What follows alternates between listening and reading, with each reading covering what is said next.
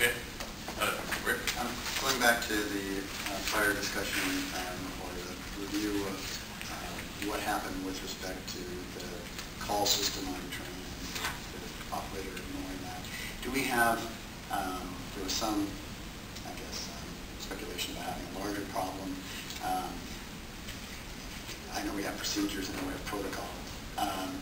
Is that a bigger problem than this particular incident? I mean, the calls being ignored or urgent calls being ignored by operators. I mean, is that prompted us to look at the whole system and say, hey, listen, there's too much pressure being put on operators to adhere to a schedule at the expense of responding to those calls and that kind of stuff? I guess that's my question. Board member, we always look at those issues such as this very closely, and the Oregonian editorial referenced a case of a number of months ago.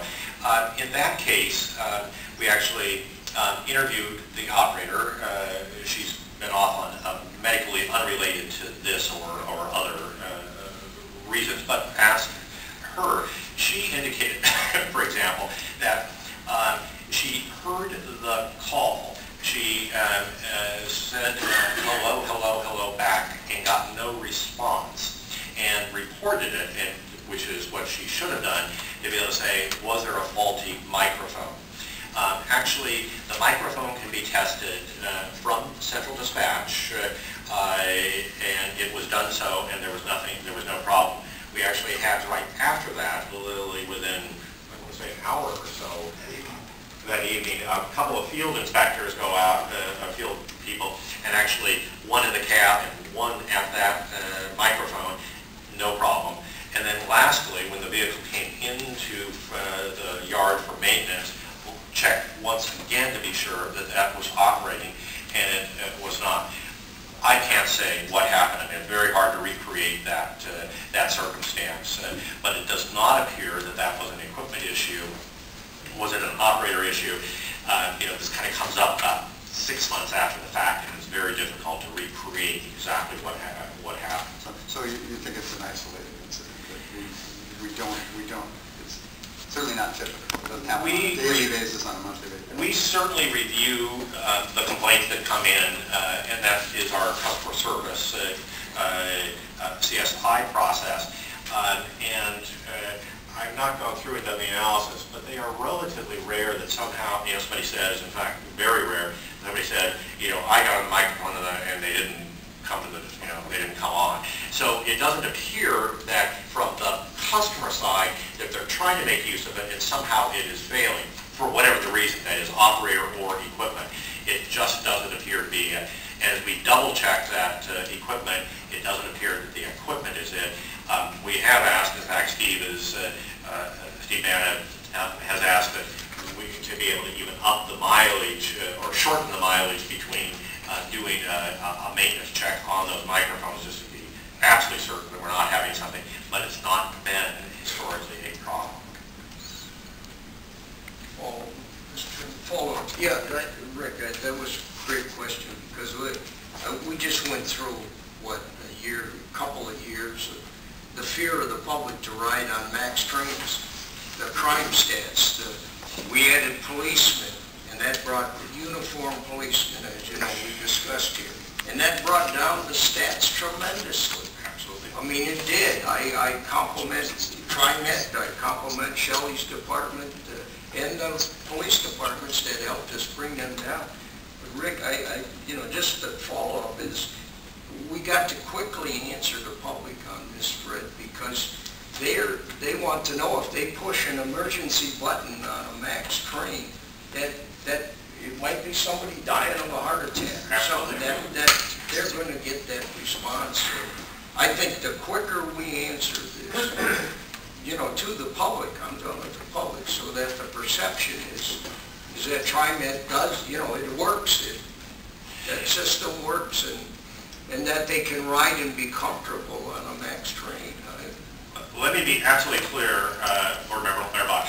The requirement for operators is that if they are told they are to respond, that they are, in fact, if there's any difficulty, they need to be able to, at a stop, to be able to open the door, be sure if there's anything going on, if they, somehow are not able to make, with all the noises in the background, or whatever it is, they are required. It appears in this case we had a rogue operator, in terms of the separation with the 3-year-old, a rogue operator who just thumbed their nose at both all the requirements and a very legitimate need, in this case, a very distressed father. And we will take decisive action, and that will be the response that I think that the public is going to hear and hear loud and clear. Can I say? Board Member Letterbach and then first of all, there's a mantra in the cruise room. It's safety before schedule.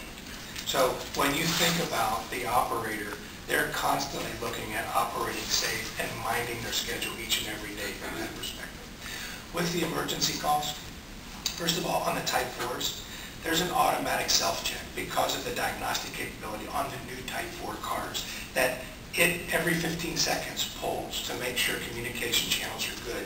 And up in the operator's console, there's a little LED light that blinks that tells the trained technician, and now we've informed the operator, all systems are go on the new Type 4 cars. What Fred talked about before with the periodicity of maintenance.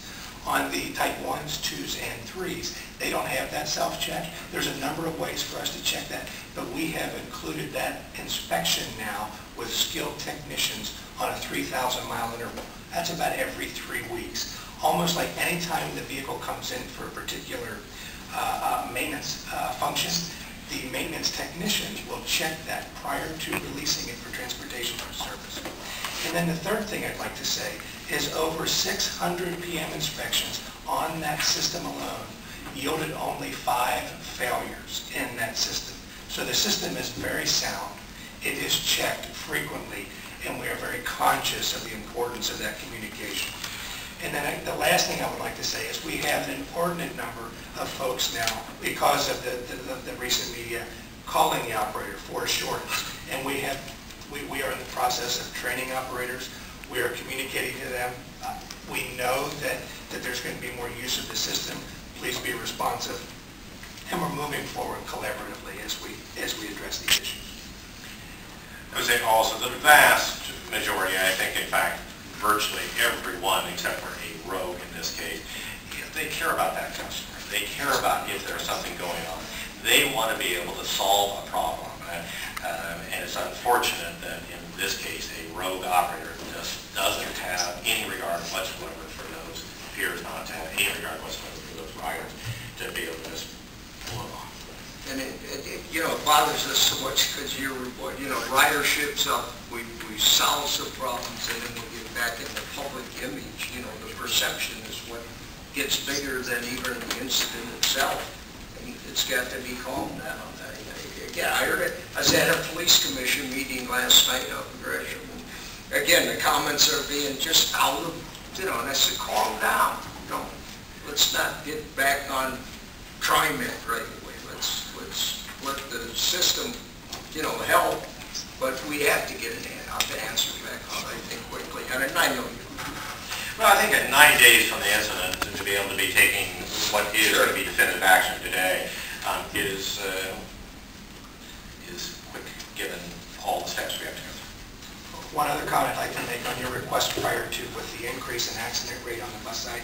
I looked at the information. It's an increase in miles between accidents. It's actually a good statistic. We have more miles between accidents. Okay, that's yes, that's the 88% increase in more mileage between accidents, so it's good. Yeah, fewer accidents. When you look at it, it looked like, when I read it across the line, it looked like, holy cow, Thank you. Understood. Thank you. Yes, thank you.